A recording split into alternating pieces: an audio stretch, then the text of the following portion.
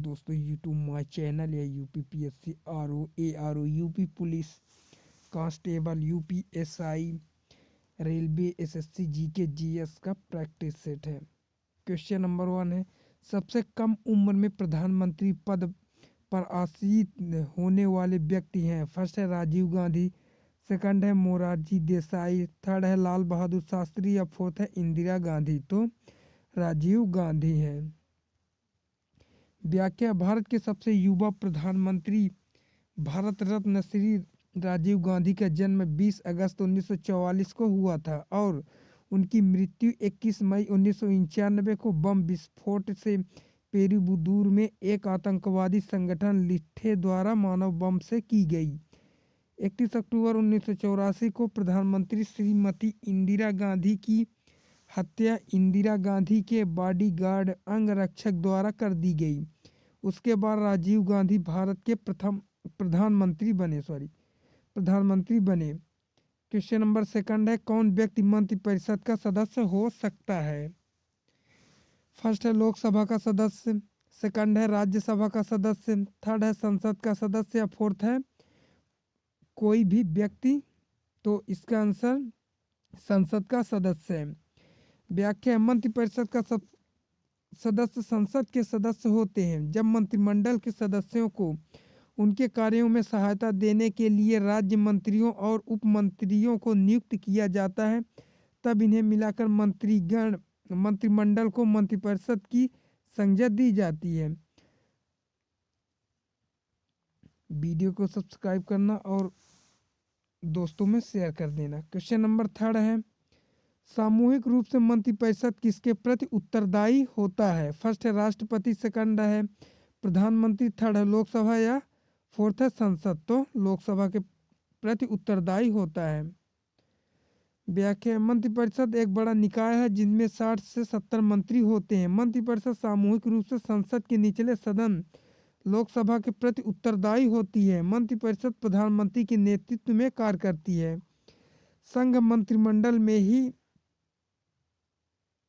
कार्यपालिका की वास्तविक शक्ति निहित है तथा राष्ट्रपति संघ मंत्रिमंडल की सलाह के अनुसार अपनी शक्तियों का प्रयोग करता है। मंत्रिमंडल देश के प्रशासन, आर्थिक सुधार, सुरक्षा तथा विदेशी राज्यों के संबंध में नीति का निर्धारण करता है और मंत्रिमंडल द्वारा निर्धारित नीति के अनुसार ही संघ का शासन संचालित होता है। क्वेश्चन नंबर 4 है, निम्नलिखित में से कौन संघीय मंत्रिपरिषद में किसी न किसी विभाग के मंत्री 28 वर्ष से अधिक समय तक बीच में 2.5 वर्ष छोड़कर लगातार बने रहे। फर्स्ट है दिनेश सिंह, सेकंड है मोरारजी देसाई, थर्ड है जगजीवन राम और फोर्थ है वाईवी चौहान। तो इसका आंसर थर्ड है जगजीवन राम है। क्वेश्चन नंबर 5 है, अब तक कितने व्यक्ति भारत के उप प्रधानमंत्री पद पर नियुक्त हुए हैं। फर्स्ट है 3, सेकंड 5, थर्ड में 7 या फोर्थ में 10। तो 7 है। भारतीय संविधान में उप प्रधानमंत्री पद की कोई व्यवस्था नहीं है। इसके बावजूद समय समय पर इस पद की व्यवस्था की जाती रही है। इस पद का अब तक 7 बार सृजन किया गया है। सरदार वल्लभ भाई पटेल, मोरारजी देसाई, जगजीवन राम, चौधरी चरण सिंह, वाईवी चौहान, चौधरी देवी लाल, चौधरी देवीलाल और लाल कृष्ण आडवाणी। क्वेश्चन नंबर 6, लोकसभा में किसी विधेयक को धन विधेयक के रूप में कौन प्रमाणित करता है। फर्स्ट है राष्ट्रपति, सेकंड है वित्त मंत्री, थर्ड है प्रधानमंत्री या फोर्थ है लोकसभा अध्यक्ष। तो कोई धन विधेयक है नहीं, है लोकसभा अध्यक्ष करता है। व्याख्या, कोई विधेयक धन विधेयक है या नहीं इसका निर्णय करने का अधिकार लोकसभा के अध्यक्ष को प्राप्त है। निम्नलिखित विषयों से संबंध विधेयक धन विधेयकों होते हैं। कर लगाने, घटाने, बढ़ाने या उसमें संशोधन करने इत्यादि, ऋण या भारत सरकार पर आर्थिक भार डालने की व्यवस्था से। क्वेश्चन नंबर 7 है, लोकसभा के प्रथम उपाध्यक्ष कौन थे। फर्स्ट है कृष्ण मूर्ति राव, सेकंड है आर.के. खांडिलकर, थर्ड है हुकुम सिंह, फोर्थ है अनंत सैनम आयंगर। तो इसका आंसर फोर्थ है अनंत सैनम आयंगर। अनंत सैनम आयंगार भारत की लोकसभा के पहले उपाध्यक्ष थे। वे भारत के दूसरे लोकसभा अध्यक्ष भी रहे। लोकसभा के प्रथम अध्यक्ष जीवी मालवंकन के आकस्मिक निधन से पैदा हुई रिक्तता को भरने के लिए अध्यक्ष पद का दायित्व ग्रहण किया। क्वेश्चन नंबर 8 है, सरदार को भारत सरकार को कानूनी विषयों पर परामर्श कौन देता? फर्स्ट है अटॉर्नी जनरल महान्यायवादी, सेकंड उच्चतम न्यायालय के मुख्य न्यायाधीश, थर्ड है विधि आयोग का अध्यक्ष, या फोर्थ इनमें से कोई नहीं। तो भारत का महान्यायवादी फर्स्ट है। संविधान के अनुच्छेद 76 के अनुसार भारत सरकार को कानूनी मामलों में परामर्श देने के लिए राष्ट्रपति अटॉर्नी जनरल जिसे महान्यायवादी की नियुक्ति करता है। उच्चतम न्यायालय के न्यायाधीश नियुक्त होने की योग्यता रखने वाले किसी व्यक्ति को अटॉर्नी जनरल नियुक्त किया जा सकता है। यह भारत सरकार का प्रथम विधि अधिकारी है और राष्ट्रपति के प्रसाद पर्यंत अपना पद धारण करता है। क्वेश्चन नंबर 9 है, प्रत्येक राज्य में महाधिवक्ता की नियुक्ति निम्नलिखित में से किसके द्वारा की जाती है? फर्स्ट है राज्यपाल, सेकंड है राष्ट्रपति, थर्ड है उच्च न्यायालय के मुख्य न्यायाधीश, या फोर्थ है सर्वोच्च न्यायालय के मुख्य न्यायाधीश। तो इसका आंसर फर्स्ट है राज्यपाल। भारतीय संविधान के अनुच्छेद 165 के अनुसार राज्यपाल द्वारा महाधिवक्ता की नियुक्ति की जाती है। राज्य का सर्वोच्च विधि अधिकारी महाधिवक्ता होता है। महाधिवक्ता राज्यपाल के प्रसाद पर्यंत कार्य करता है। राज्यपाल उसे कभी भी उसके पद से हटा सकता है। वह एक उच्च न्यायालय का मुख्य न्यायाधीश बनने की क्षमता रखता है। क्वेश्चन नंबर 10 है, भारत के नियंत्रक एवं महालेखा परीक्षक अपना प्रतिवेदन देता है। फर्स्ट लोकसभा अध्यक्ष को, सेकंड प्रधानमंत्री, थर्ड वित्त मंत्री, या फोर्थ है राष्ट्रपति को। तो यह राष्ट्रपति को देता है। नियंत्रक एवं महालेखा परीक्षक की भारतीय लेखा परीक्षा और लेखा सेवा का भी मुखिया होता है। अनुच्छेद 148 के अनुसार भारत का एक नियंत्रक एवं महालेखा परीक्षक होगा। यह भारत सरकार की रिपोर्ट राष्ट्रपति को और राज्य सरकार की रिपोर्ट राज्य के राज्यपाल को देता है। क्वेश्चन नंबर 11 है, किस सिख गुरु ने फारसी में जफरनामा लिखा था? फर्स्ट है गुरु हरि राय, सेकंड है गुरु हरि किशन, थर्ड है गुरु गोविंद सिंह, फोर्थ है गुरु तेग बहादुर। तो गुरु गोविंद सिंह। जफरनामा अर्थात विजय पत्र गुरु गोविंद सिंह द्वारा मुगल शासक औरंगजेब को लिखा गया था।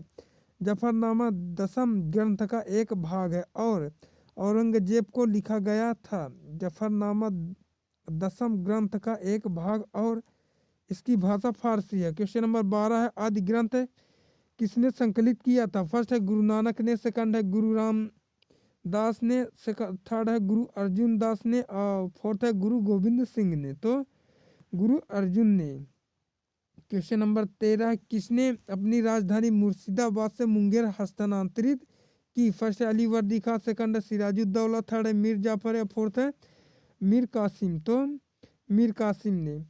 क्वेश्चन नंबर 14 है, भारत से ब्रिटेन की ओर संपत्ति के अपवाहन का सिद्धांत किसने प्रतिपादित किया? फर्स्ट है गोपाल कृष्ण गोखले, सेकंड दादा भाई नौरोजी, थर्ड है सुरेंद्र नाथ बनर्जी, या फोर्थ है लाला लाजपत राय। तो दादा भाई नौरोजी हैं। दादा भाई नौरोजी को महान वृद्ध पुरुष, grand old man of India कहा जाता है। यह प्रथम भारतीय थे जिन्हें 1852 ईस्वी में उदारवादी दल की ओर से ब्रिटेन के हाउस ऑफ कॉमन्स का सदस्य चुना गया। इन्होंने ही सर्वप्रथम बाद में राष्ट्रीय आय के आंकड़ों की गणना करने का प्रयास किया। इन्होंने रहनुमाई मजदयासन सभा तथा ईस्ट इंडिया एसोसिएशन की स्थापना की तथा 1867 से 68 ईस्वी में अपनी रचना poverty and un British rule in India में धन का अपवाह सिद्धांत प्रस्तुत किया, जिसमें यह दर्शाया कि किस प्रकार भारतीय धन ब्रिटेन द्वारा लूटा जा रहा है। क्वेश्चन नंबर 15 है, अस्थायी बंदोबस्त 1793 के अंतर्गत जमींदारों से अपेक्षा की गई थी कि वे खेतिहारों को पट्टा जारी करेंगे। अनेक जमींदारों ने पट्टा जारी नहीं किया। इसका कारण था, फर्स्ट है जमींदारों के ऊपर किसानों का विश्वास था, सेकंड है जमींदारों के ऊपर कोई सरकारी नियंत्रण नहीं था, थर्ड है ब्रिटिश सरकार की जिम्मेदारी थी, या फोर्थ है खेतिहारों की दिलचस्पी प्राप्त करने की नहीं थी। तो इसका सेकंड है। अस्थायी बंदोबस्त 1793 के अंतर्गत जमींदारों से अपेक्षा की गई थी कि वे खेतिहरों को पट्टा जारी करेंगे। अनेक जमींदारों ने पट्टा जारी नहीं किए। इसका कारण जमींदारों के ऊपर कोई सरकारी नियंत्रण नहीं था। क्वेश्चन नंबर 16 है, रामकृष्ण मिशन की स्थापना किसने की? फर्स्ट है विवेकानंद, सेकंड है राजा राम मोहन राय, थर्ड है केशव चंद्र या फोर्थ है रामकृष्ण परमहंस। तो इसका आंसर फर्स्ट है। व्याख्या, रामकृष्ण मिशन की स्थापना 1 मई 1897 ईस्वी को हुई थी। इस मिशन की स्थापना स्वामी विवेकानंद ने की थी, जो रामकृष्ण परमहंस के शिष्य थे। इस मठ की विश्व में कुल 205 शाखाएं हैं और इसका मुख्यालय पश्चिम बंगाल के वेल्लूर मठ में स्थित है। यह संगठन वेदांत को हिंदू विचारधारा में यकीन रखता है। क्वेश्चन नंबर 17 है, दयानंद सरस्वती द्वारा स्थापित है। फर्स्ट है ब्रह्म समाज, सेकंड आर्य समाज, थर्ड है प्रार्थना समाज या फोर्थ है बहुजन समाज। तो दयानंद सरस्वती ये तो आर्य समाज से संबंधित है।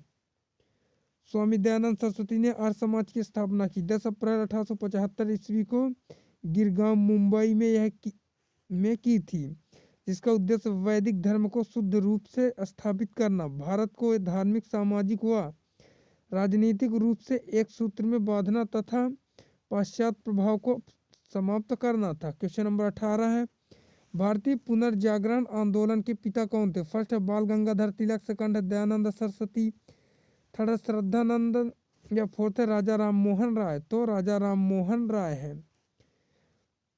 भारतीय पुनर्जागरण आंदोलन के पिता राजा राम मोहन राय थे। इन्होंने भारतीय समाज की रूढ़िवादी प्रथाओं का विरोध किया। यूरोपीय पुनर्जागरण और प्रबोधन के विचारधाराओं जैसे स्वतंत्रता, समानता, बंधुत्व और मानवाधिकारों के समर्थक थे। इसी क्रम में उन्होंने आत्मीय सभा जो 1815 और ब्रह्म सभा 1828 की स्थापना की। क्वेश्चन नंबर 19 है, 1908 के छोटा नागपुर कास्ट अधिनियम ने रोक लगाई किस लिए? वन उत्पाद के स्वतंत्र उपयोग पर, सेकंड है वनों को जलाने पर, थर्ड है वेठ वेगारी पर और फोर्थ है खूंटकटी भूमि व्यवस्था पर। तो वन उत्पाद के स्वतंत्र उपयोग पर है।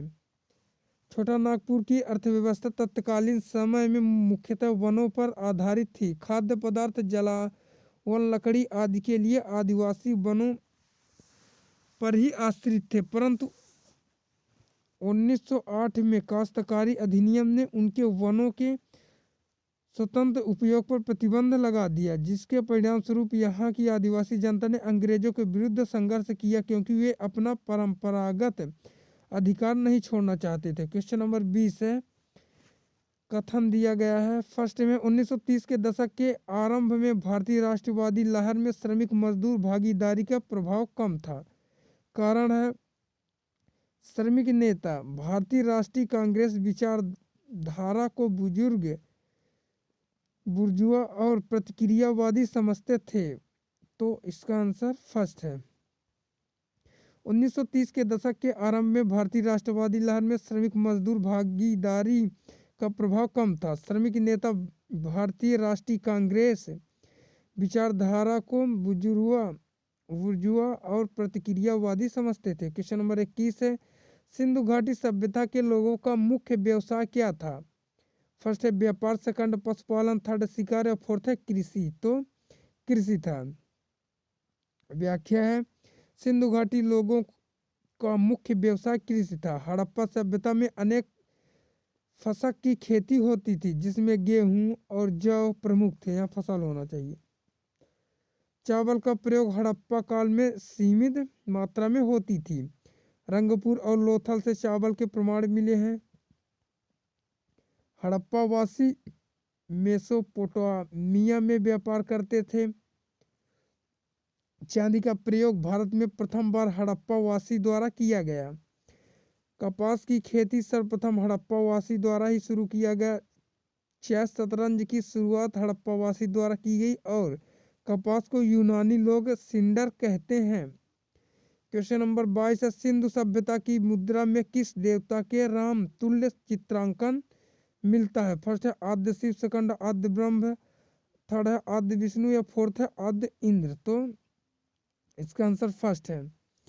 कुछ मोहरों पर एक आकृति जिसे पाल थीमार कर योगी की मुद्रा में बैठा दिखाया गया और कभी कभी जिसे जानवरों से घिरा दिखाया गया है को आद्य शिव अर्थात शिव हिंदू धर्म के प्रमुख देवताओं में से एक का आरंभिक रूप की संज्ञा दी गई है। क्वेश्चन नंबर 23 है, निम्न में से किस पशु की आकृति जो मुहर पर मिली है जिससे ज्ञात होता है कि सिंधु घाटी एवं मेसोपोटामिया की सभ्यताओं के मध्य व्यापार संबंध थे? तो घोड़ा है, सेकंड गधा, थर्ड बैल या फोर्थ हाथी। तो बैल है।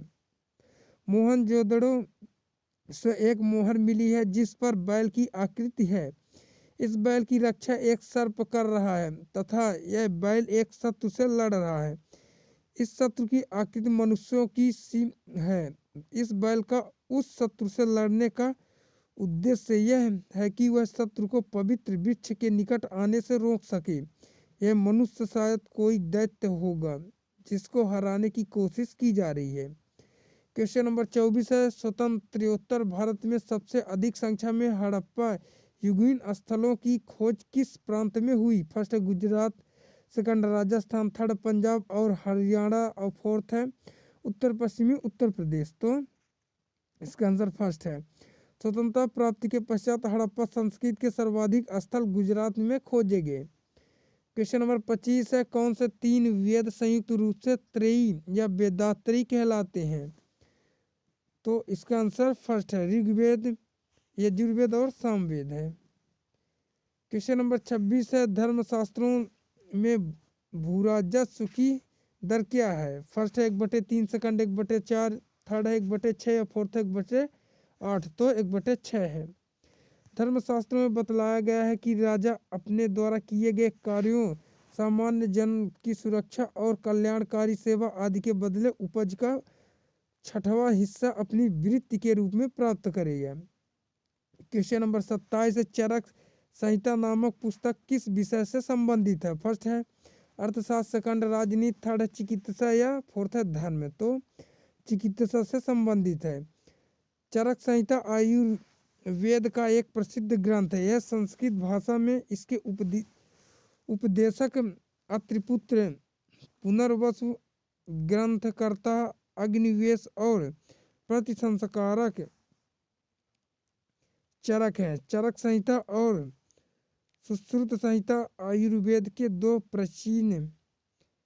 प्राचीनतम आधारभूत ग्रंथ हैं जो काल के गाल में सामने से बचे रह गए हैं। भारतीय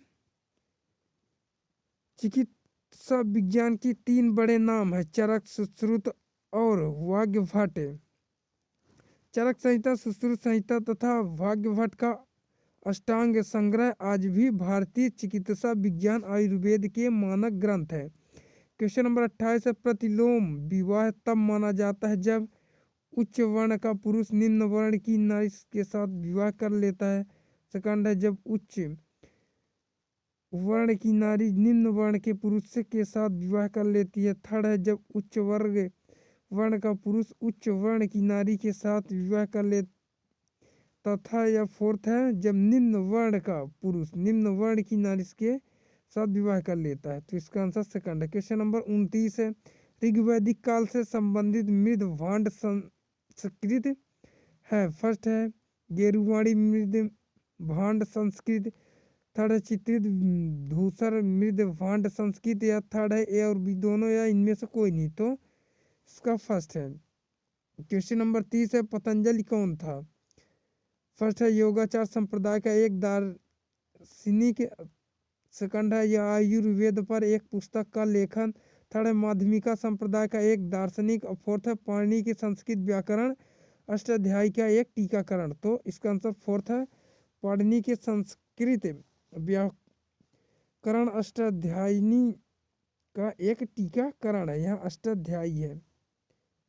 क्वेश्चन नंबर 31 है, निर्माण को दृष्टि से निम्न में से कौन सी चट्टान सर्वाधिक प्राचीन है? निर्माण की दृष्टि से होना चाहिए। आग्नेय, सेकंड है कार्यांतित, थर्ड है अवसादी, फोर्थ है अधिवितलीय। तो आग्नेय है। व्याख्या सर्वाधिक प्राचीन और प्राथमिक आग्नेय चट्टानें है क्योंकि इनका निर्माण तत्व पिघली हुई पृथ्वी के ठंडे होने के दौरान हुआ था।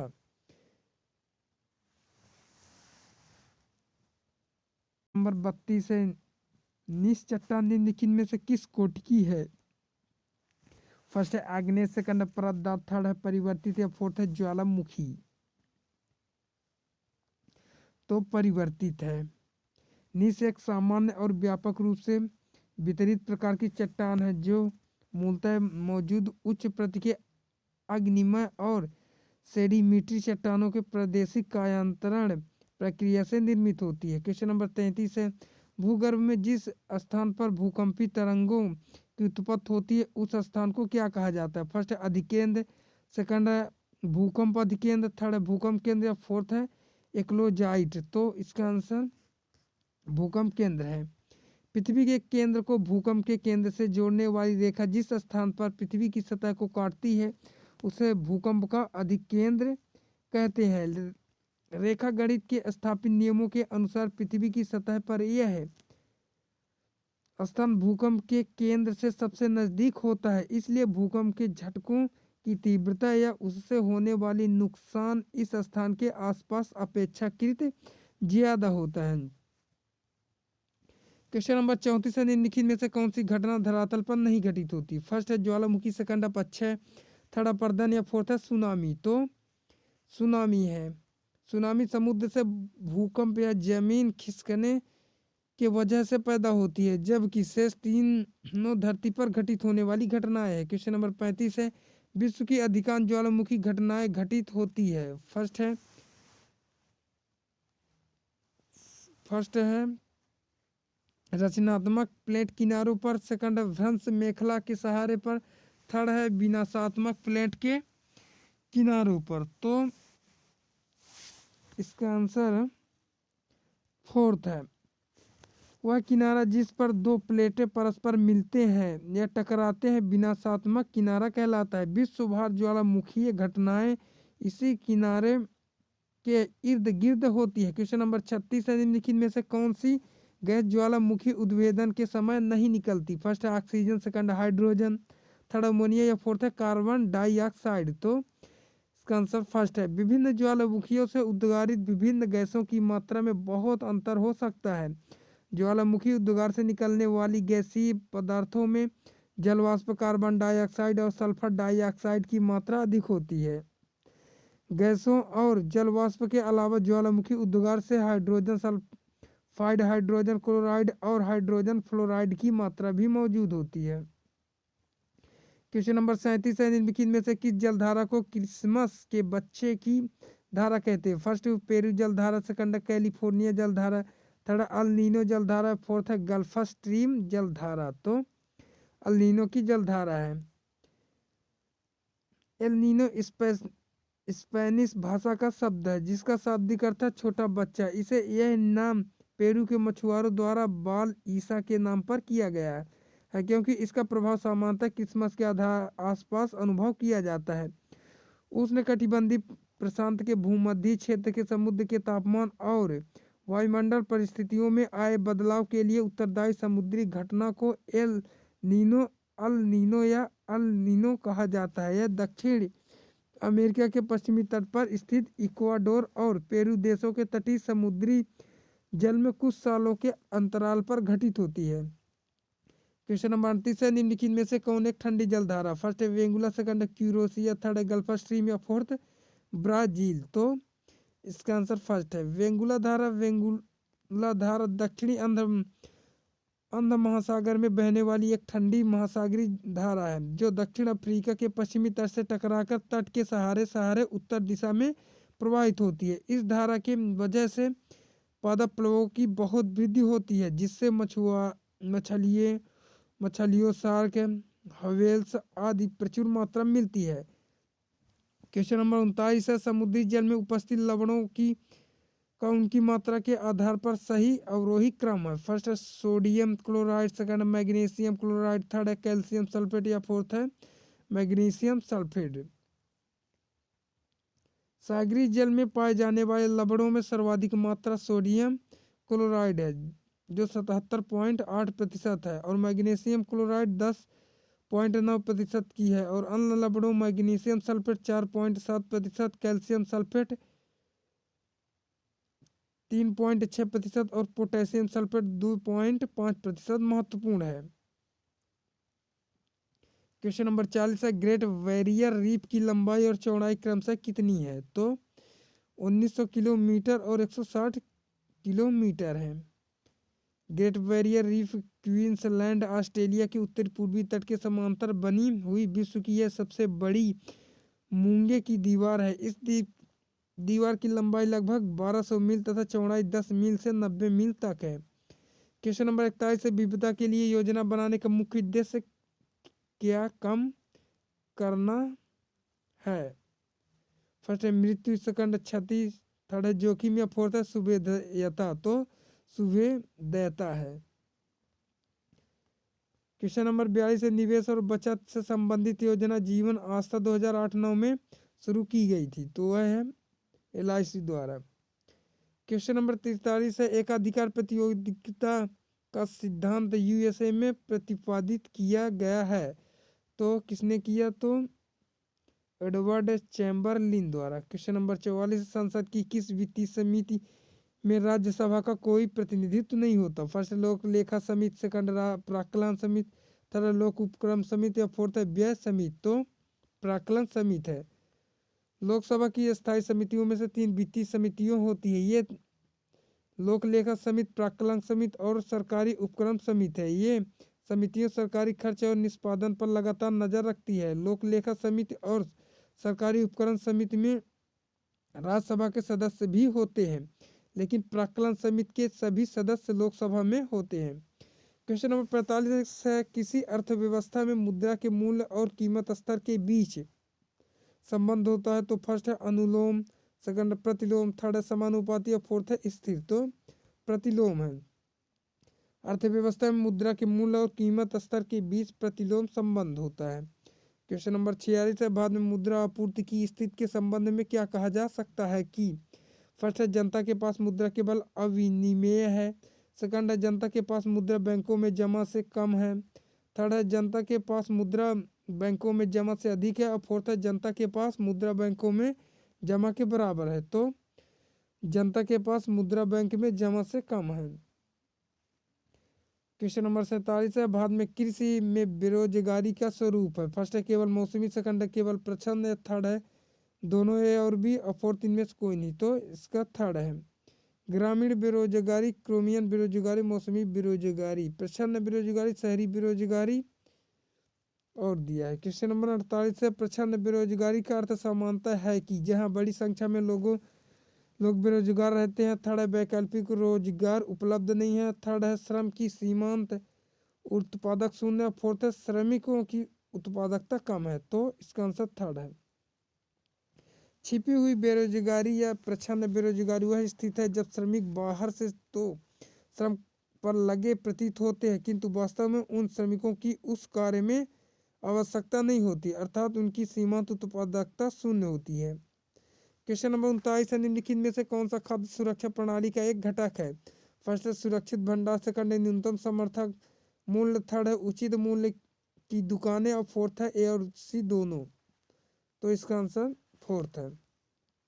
क्वेश्चन नंबर 50 है, प्रच्छन्न बेरोजगारी को और किस नाम से भी जाना जाता है? फर्स्ट अल्प रोजगार, सेकंड संघर्ष संबंधी बेरोजगार, थर्ड है मौसमी बेरोजगारी, फोर्थ है चक्रीय बेरोजगारी। तो अल्प रोजगार है। प्रच्छन्न या अदृश्य बेरोजगारी बेरोजगारी की वह स्थिति होती है जिसमें लोग ऊपर तो तौर पर रोजगाररत हैं, लेकिन वास्तव में बेरोजगार या अल्प रोजगार में है। अदृश्य बेरोजगारी कहलाता है। भारत में कृषि क्षेत्र में पर्याप्त प्रच्छन्न बेरोजगारी भी पाई जाती है। 50 क्वेश्चन पूरे हुए। यदि वीडियो अच्छी लगी तो हमारे चैनल को लाइक और सब्सक्राइब करना। मिलते हैं नेक्स्ट वीडियो में, तब तक के लिए धन्यवाद। जय हिंद, जय भारत।